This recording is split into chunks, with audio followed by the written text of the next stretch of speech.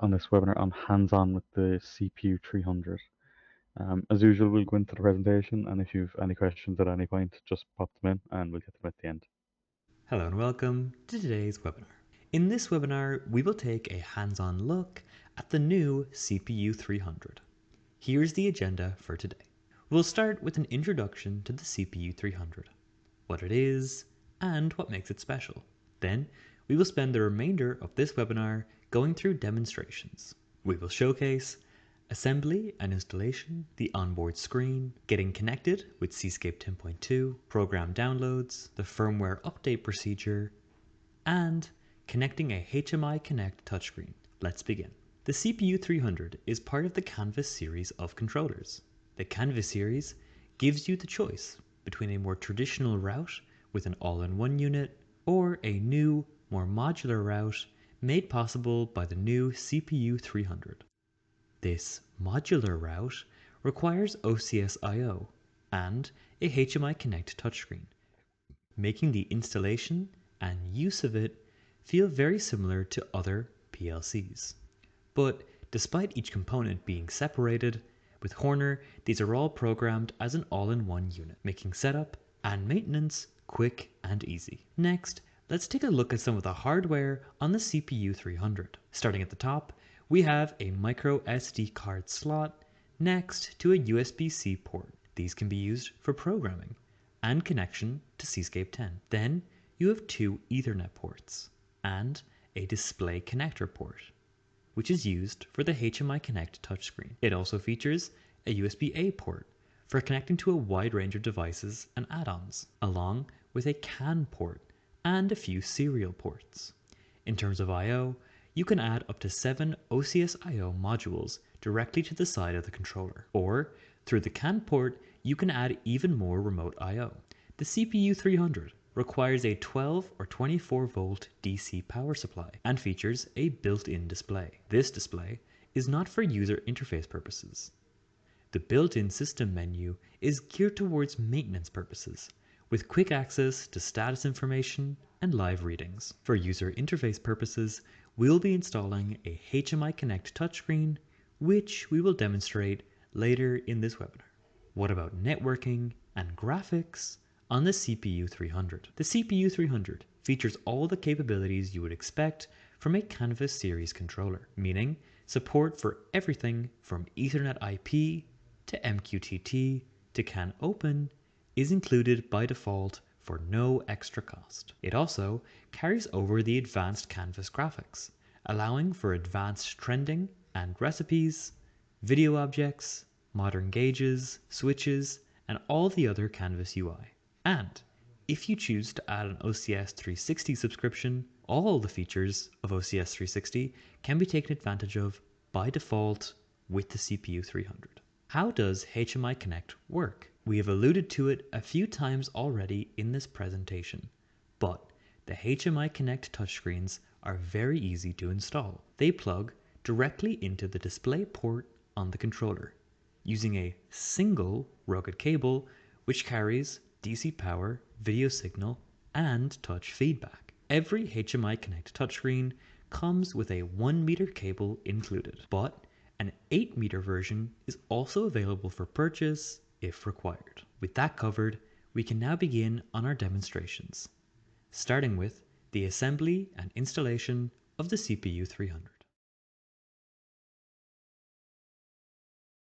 Here we are on the bench. This is the box the CPU300 will arrive in. Opening it up, inside we can find the CPU300 itself, along with a package of materials. In this small bag, we have a few things. One power plug for connecting power to the device, one backplane connector for installation on DIN rail, and 2 clamps for keeping the stack of CPU and I/O modules connected and secure. Assembly is very straightforward.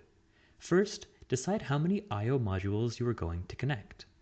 We have chosen 4 for this demonstration, and connect their backplane connectors together on the DIN rail. Then, we add the backplane connector for the CPU300 to this stack. Now, we add it to the rail and clip the clip to keep it in place. After that, you can go ahead and add on all of your I/O modules. Remember, you can install up to 7 by default. Once you have added all your I/O modules, we can take these clamps and first we snap them to either side of our stack. Then, using a small screwdriver, we tighten both clamps just enough until they have a good hold on our stack, but not too much that we might damage the CPU or the I/O modules. Finally, we have our power connector, which will plug in here once it's been assembled. And that is all that's required for the assembly and installation of the CPU300. Next, let's look at the onboard screen. Back on the bench, we have everything connected and powered on. Here is the onboard screen, which, as we mentioned before, is primarily used for maintenance purposes. It displays the time and date, your CAN ID, your firmware version, as well as your current IP address. Then, if we need more information, we can enter the full system menu by pressing the Enter key here. This brings up our system menu screen, which will look very familiar to anyone who has used a Horner OCS product before. To navigate through this menu, we will use the arrow keys to highlight different options. Then, we press the Enter key to open that option. Again, we navigate down to LAN settings using the arrow keys, and we open it by hitting Enter. Then, when we are finished in this menu, to go back in the menu structure, we simply hold the left arrow, and after a second, we will start backing up. All of the options you would expect on a controller like this are available to you through this menu. That is basically everything you need to know about the onboard screen. Let's look at how we connect the CPU300 to Cscape 10.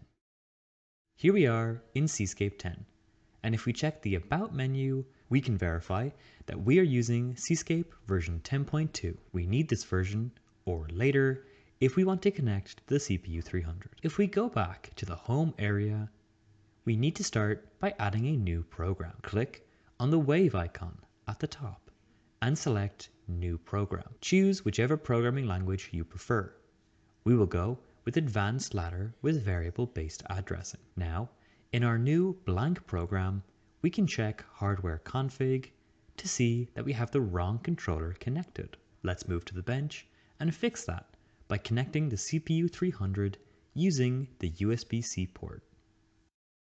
Here we are on the bench, and we can simply plug our USB-C cable into the slot here in the top left corner of our controller. Then, moving back to Cscape, a new connection wasn't automatically made. Instead, we need to manually configure it. Navigate to the connection wizard, and you might notice that in Cscape 10.2, Service Pack 2, and later, the look of the connection wizard has changed. We now have more connection options, and we are going to select one of these new options, USB. Then we click Next, and here, using the provided dropdown, we will select the correct COM port, which has our USB-C connection into it. Once satisfied, we can click Finish. Now, we have successfully connected to our controller, as you can see by the new local and target values in the bottom right corner. However, there is one more thing we need to adjust. If we navigate back to Hardware Config, you can see that we are still configured for an XL4 Prime. To fix this, we simply click Auto Config, and just like that, we are now configured correctly for the CPU300. We can also connect to the CPU300 via Ethernet. The setup process is almost identical. First, on the bench, we will disconnect our USB-C connection and plug in our Ethernet cable instead. Remember to note down your controller's IP address, which can be found at the bottom of the onboard screen here. Then, back in Cscape, we will navigate to Connection Wizard, and this time we will select LAN instead before clicking Next. On this screen, the IP address of our controller should automatically populate this box here. However, if it doesn't, we could also type it in manually. Once satisfied, we will hit Finish, and once again, we will notice a successful connection has been made. It really is that easy to establish a connection between the CPU300 and Cscape version 10.2, Service Pack 2, or later. There are many ways to connect the CPU300 to Cscape, as we have just shown, but there are even more ways of downloading your program to your controller. In this segment, we are going to demonstrate and compare the downloading speed of a large program over Ethernet, USB-C, and microSD. Firstly, however, let's cover how we establish a connection for each method. With Ethernet, we are going to ensure that we have an Ethernet cable plugged in to our CPU300. Then, in Cscape, we go through the connection process we've just demonstrated by going to Connection Wizard, then selecting LAN, and then verifying the IP address before clicking Finish. Now, with a connection successfully established, all we need to do to start a download is click this Download button at the top. This will bring up a menu of settings, which we will leave as default. Then we are shown an alert advising us to not tamper with the connection during the downloading process. Once we click yes, our download will begin. With USB-C, we are going to ensure that we have a USB-C plugged in to our CPU300. Then, in Cscape, we go through the connection process we just demonstrated by going to Connection Wizard, then selecting USB, and then selecting the correct COM port before clicking Finish. Now, with a connection established, all we need to do to start a download is to click this Download button at the top. This will bring up a menu of settings, which we will leave as default, and clicking OK on this menu would begin our download. Finally, with microSD, we are going to insert our microSD card into our computer. Then, we will click on the wave icon at the top and select Export to PGM. Give this a name you see fit, and then click Save. This process usually takes only a few seconds, but once complete, Cscape will give you this alert, which says the program has been successfully exported. Now, back on the bench, we will insert our microSD card into the provided slot in the top here. Then, on the CPU300, we hit the Enter button to access our system menu.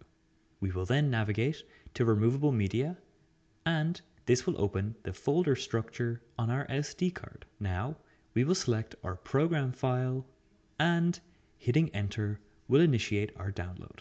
Now we are going to do something a little different. Here, we have all three methods we just demonstrated, and we are going to do a live comparison of the download time on each. We have paused the footage just before the download begins, and we will use these timers to track which one completes fastest. So, on a count of 3, we will begin. 1, 2, 3, go!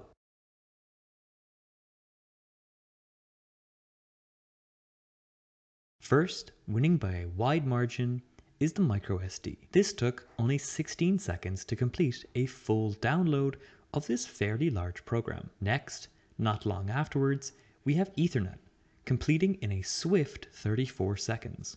And finally, we will cut ahead a bit on USB-C, as it took a full 2 minutes to complete. While all three are very quick, USB-C is a clear outlier. Whilst a very convenient connection method, it isn't the greatest if you're looking for fast program downloads.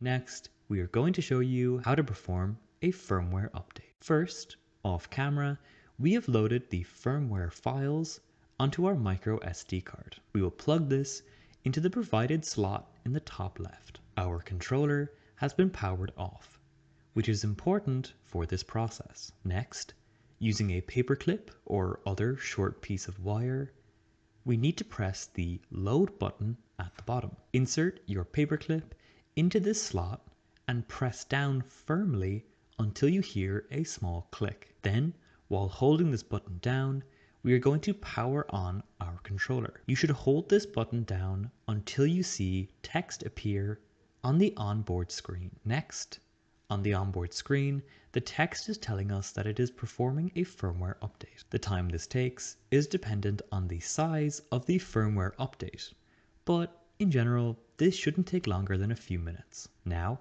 our firmware update has just completed, as shown by the on-screen text. We now need to power cycle our controller so it can launch into the new firmware. And after a moment, we can see our controller will power up to a normal state with the new firmware successfully installed. For our final demonstration, we are going to show you how to connect a HMI Connect touchscreen to the CPU300. Here we are on the bench. And for this process, it is vital that the controller is turned off. Connecting or disconnecting a HMI Connect touchscreen should never be done while the controller is powered on. Here, we have the connector cable for the HMI Connect touchscreen. It features 4 connectors alongside a locking tab. We are going to plug it in to this slot here, taking extra care to line up the locking tab with the provided slot on the controller. Once lined up correctly, firmly press the cable into place until you hear a click. Repeat this process for plugging the connector into the screen, and once complete, we can power on our controller. The boot up procedure will be virtually identical as before, except now, shortly after the onboard screen powers on, we should see an image appear on our HMI Connect screen. After a moment, we will see our screen starts loading. This is the exact same procedure you will observe with any Canvas controller. And there we go. We now have screens displayed on the HMI Connect touchscreen. If we tap on it, we can see touchscreen functionality is also working as expected. That really is all that's required to set up and use a HMI Connect touchscreen with your CPU300. That concludes our webinar for today. Thank you so much for listening, and the Q&A session will begin shortly.